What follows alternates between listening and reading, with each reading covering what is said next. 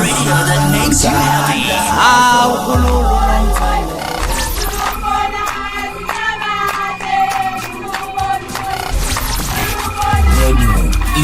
Ingezo.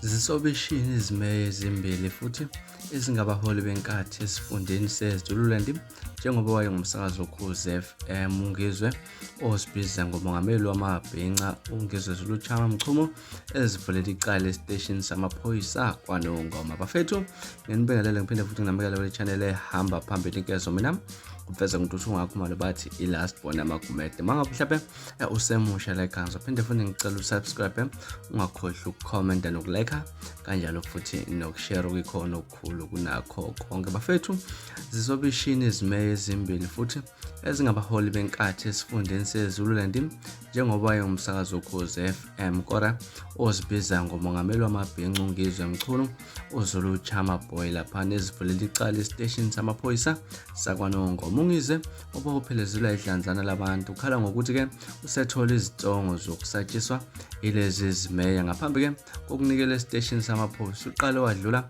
ngasemahhovisi kamasipala kwaNongoma uchaza ukuthi akasoze wasatshiswa yena akekho onelungelo lokumsabisa ngokuvimba ukuba aze kumasipala wakwaNongoma kumkhandlu waseZululand. Ngakho ke no egagula izimeya ngamagama lapha nabe amsabisile bathi bafuna ukumbulala. Beka lapha ukuzobekela amaphoyisa ufuna ke abantu bakwaNongoma bazi ukuthi yena uyazingela egagula lamagama alezi zimeya uchaza ukuthi ke uzingelwa ibona laphana ke ziyakhala manje futhi akesabi umuntu batheke izi olundi kusho lapha uNgizwe Mchunu uthe isona sakhe ukubeka umbono wakhe ngobuholo obukhona kwaNongoma nangendlela umphakathi wakumasipala wakwaNongoma ohlukumezeka ngayo. Kumanje bekachama ema-toilet station samaphoyisa kwaNongoma akukho ngisho amanzi. Ufica imnqatha lento ekhombisa ngokusobala ukuthi izwe lakwaNongoma lihlukumezeke kangakanani kodwa ke kunezikhulu ezikwazi ukugijima zithi